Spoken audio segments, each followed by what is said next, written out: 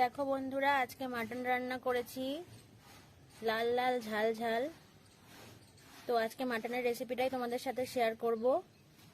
তো তোমরা পুরো ভিডিওটা দেখতে হলে না টেনে আমার সঙ্গে থাকো। তো চলো আমরা মূল রেসিপিতে যাই।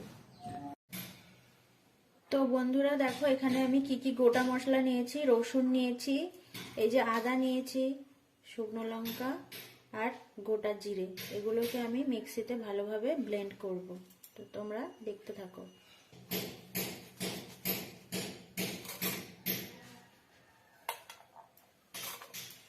সবকিছু একবারে আমি দিয়ে দিচ্ছি।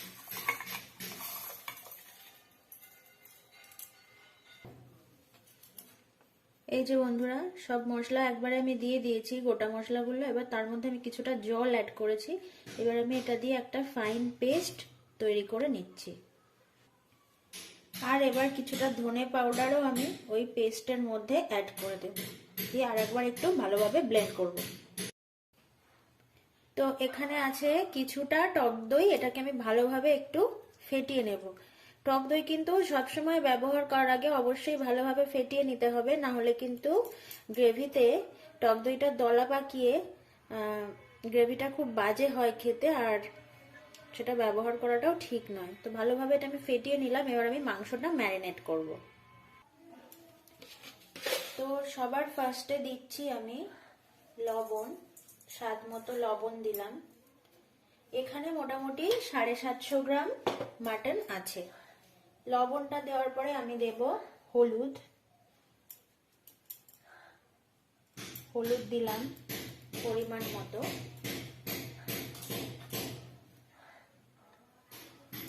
এবার এখান থেকে আমি দেব কিছুটা টক দই। আমি সবটা দেব না বন্ধুরা, মোটামুটি 750 গ্রাম মাংসের জন্য আমার 100 গ্রাম টক দই এনাফ, আর দরকার নেই।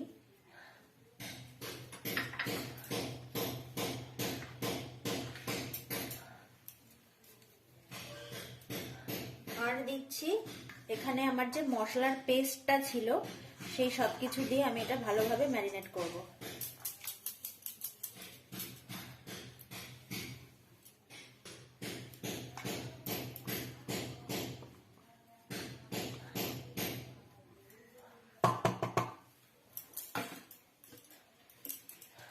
আর দিচ্ছি কিছুটা পিওর মাস্টার্ড অয়েল, পিওর সর্ষের তেল দিয়ে দিলাম। এবার এই সমস্ত কিছু আমরা ভালোভাবে হাতের সাহায্যে মেখে ম্যারিনেট করব। আর এই ম্যারিনেশনটাই আসল কথা। ম্যারিনেশনটা যত ভালো হবে ততই কিন্তু মাংস টেস্টি হবে এবং মাংসের ভেতরে মশলাগুলো খুব ভালোভাবে ঢুকে যায় বন্ধুরা।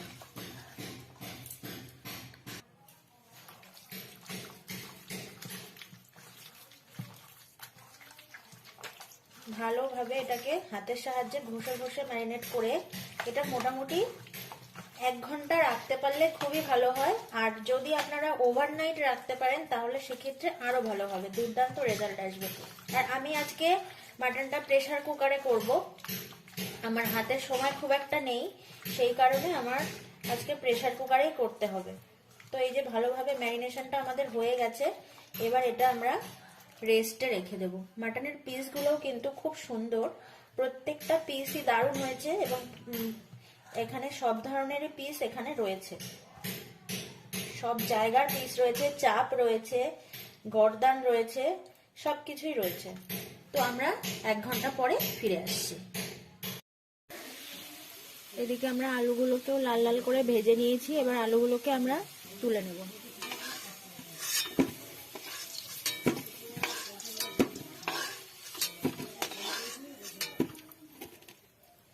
দেখো বন্ধুরা, আলুগুলো আমি এরকম লাল লাল করে ভেজে নিয়েছি এবং এখানে ছোট সাইজের আলু আমি কিন্তু আর মাঝখান থেকে কাটিনি, গোটা গোটাই রেখেছি। এবার আমি তেলের মধ্যে 2টো তেজপাতা ছেড়ে দিলাম, 2টো এলাচ আর কয়েকটা দারচিনি দিয়ে দিলাম, 2টো শুকনো লঙ্কা দিয়েছি আর কয়েকটা জিরে ফোড়ন দিলাম। ফোড়নটাকে ভালোভাবে তেলের সাথে মিনিট 10-15 সেকেন্ড ধরে আমরা ফ্রাই করে নেব। তেলের ওপরে হাফ চা চামচ চিনি দিয়ে দিলাম। এই চিনিটা দেওয়ার একমাত্র কারণ হচ্ছে চিনিটা ক্যারামেলাইজড হয়ে তেলের সাথে মিশে গেলে রান্নাতে খুব সুন্দর একটা কালার আনবে। এই চিনিটার জন্য কিন্তু রান্নায় কোনো মিষ্টি ভাব আসবে না, এটা শুধুমাত্র আমি কালারের জন্য ইউজ করেছি।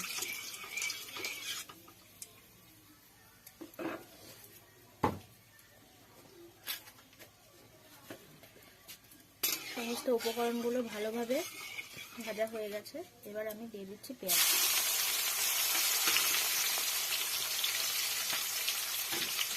এখানে মোটামুটি মিডিয়াম সাইজের 4টা পেঁয়াজ ছিল, সেগুলোকে আমি ভালোভাবে কুচিয়ে রেখেছিলাম। সেগুলোকে তেলের ওপরে দিয়ে ভালোভাবে এবার নাড়িয়ে চাড়িয়ে ভাজবো।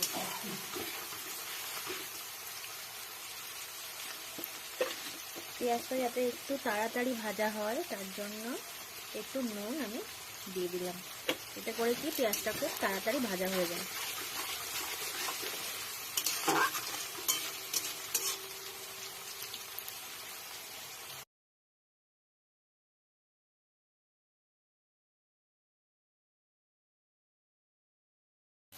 তো দেখতেই পাচ্ছ বন্ধুরা, পেঁয়াজের কালারটা কিন্তু একদমই চেঞ্জ হয়ে গেছে, পুরো গোল্ডেন ব্রাউন করে ভাজা হয়ে গেছে।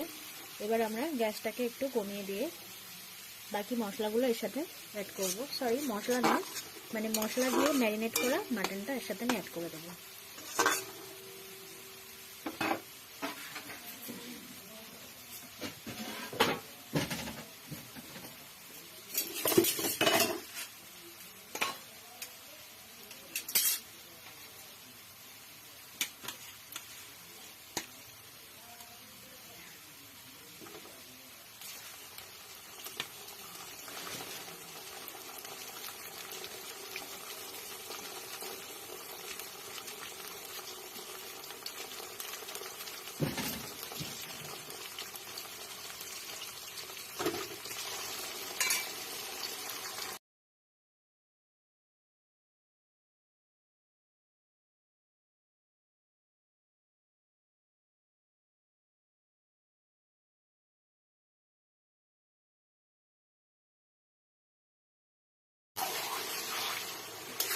এবারে মাটনটাকে ভালোভাবে তেলের সাথে কষতে হবে। যতক্ষণ না ওপরে তেল ভাসবে ততক্ষণ কিন্তু এটা ভালোভাবে কষতে হবে। যত ভালো কষা হবে মাটন কিন্তু তত বেশি টেস্ট হবে। ম্যারিনেশনটাও খুব সুন্দর হয়েছে, ম্যারিনেশনে কিন্তু স্বাদ অনেক গুণ বাড়িয়ে দেয়। এবার বাকিটা ডিপেন্ড করছে কষা কতটা ভালো হচ্ছে তার উপর। তো ভালোভাবে এটাকে কষতে হবে। এটাকে গ্যাসটা মোটামুটি মিডিয়াম টু হাইতে রেখে এটাকে ভালোভাবে নাড়িয়ে চাড়িয়ে কষে নিতে হবে। আমি এখানে কিছুটা লাল লঙ্কার গুঁড়ো অ্যাড করে দিচ্ছি। লাল লঙ্কা বলতে এটা কাশ্মীরি লঙ্কার গুঁড়ো, এটা আমি কালারের জন্যই অ্যাড করছি। এবার এটাকে আবার ভালোভাবে মিশিয়ে দেব। ভালোভাবে মিশিয়ে দিতে হবে যতক্ষণ না ভালো করে এটা কষা হচ্ছে।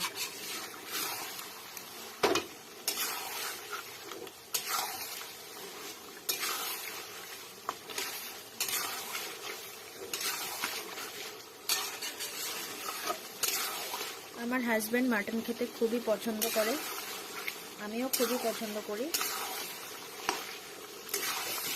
তো আমাদের দুজনের জন্যই মোটামুটি 750 গ্রামই এনাফ।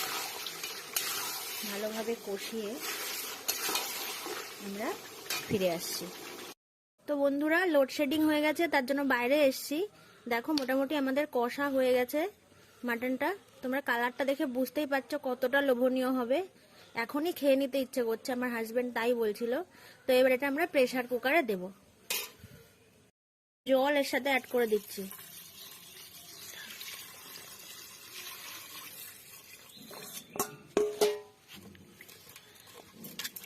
মোটামুটি এতটা পরিমাণ জল দেওয়া হলো। এবার এটাকে ভালো করে প্রেসার কুকারে সিটি দিতে হবে। মোটামুটি 8টা থেকে 10টা সিটি দেব। 750 গ্রাম মাংস আছে, তাতেই আশা করছি হয়ে যাবে। এই যে আমাদের ভেজে রাখা 5 পিস আলু আছে, এই যে মোটামুটি 8টা মতো সিটি দিয়েছি প্রেসার কুকারে। এবার আমরা এই আলুগুলোকে প্রেসার কুকারের মধ্যে অ্যাড করে দিলাম। এই যে 5টা আলু ছিল, অ্যাড করে দিয়েছি।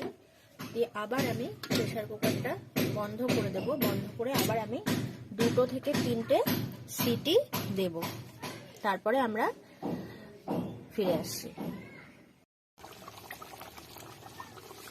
তো বন্ধুরা, সেই মাংসগুলোকে সেদ্ধ করে ভালোভাবে প্রেসার কুকারের থেকে আবার এই যে কড়াইতে ট্রান্সফার করে নিয়েছি। এবার প্রেসার কুকারটা ধুয়ে এতে সামান্য জল অ্যাড করেছি, বেশি জল দিইনি। এটাকে এবার ভালোভাবে একটু ফোটাবো, আর নামানোর আগে একটুখানি গরম মশলা আর একটু ঘি আমি অ্যাড করে নেব। তো তোমরা দেখতে থাকো। দেখো আমি মোটামুটি এরকম পরিমাণে জল দিয়েছি। হালকা গ্রেভি রাখবো, খুব বেশি গ্রেভি রাখবো না, আবার একদম ড্রাইও করবো না, কারণ কিন্তু মাটনের ঝোলটা খুব টেস্ট হয়। মাটনের ঝোলটা দিয়েই কিন্তু মোটামুটি খাওয়া হয়েই যায়। দেখো কি সুন্দর কালার এসছে মাটনের, আর আলুও খুব ভালোভাবে সেদ্ধ হয়ে গেছে। আর একটুখানি গ্রেভি কমিয়ে আমি গ্যাসটা অফ করে দেব। তেল ছেড়েই দিয়েছে, মোটামুটি তেল ভাজতে শুরু করেছে ওপরে। আর 5 মিনিট মতো ফোটাবো। এই যে গরম মশলা বাটা, এটা এবার এর সাথে অ্যাড করে দিচ্ছি।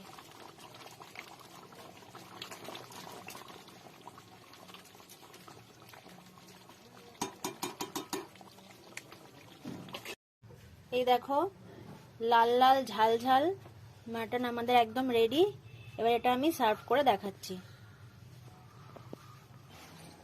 এই দেখো মাটনটা সার্ভ করেছি। তো তোমাদের ফুল ভিডিওটা কেমন লাগলো অবশ্যই আমাকে কমেন্টে জানিও। আর এভাবে বাড়িতে সবাই ট্রাই করো। আর এতক্ষণ আমার সঙ্গে থাকার জন্য অসংখ্য ধন্যবাদ বন্ধুরা। তোমরা সবাই ভালো থেকো, সুস্থ থেকো। আজকের মতন এটুকু, চলো টাটা।